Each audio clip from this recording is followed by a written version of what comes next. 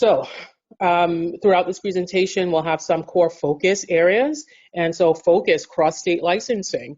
So because we were going through a traumatic worldwide event, there was a great deal about flexibility provided related to who can provide what services where. Now, when we think about cross-state licensing and the provision of healthcare services, each state is significantly different, right? But when telehealth is used, it's considered to be rendered at the physical location of the patient. So a provider typically needs to be licensed in the patient's state. In the simplest of terms, I am in New Jersey. My clinician needs to be licensed in New Jersey if they're providing telehealth to me.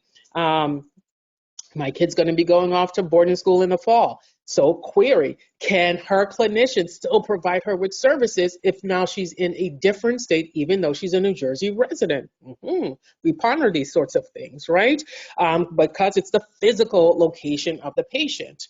As an attorney, I can argue it two very different ways and land on different sides of the coin and stand firmly on either of my responses, right? When we're talking about rendered at the physical location of the patient. Some states have licenses or telehealth specific exceptions that allow an out-of-state provider to render services via telemedicine in a state where they're not located, or allow a clinician to provide services via telehealth in a state if certain conditions are met, such as they're agreeing that they will not open an office in that state.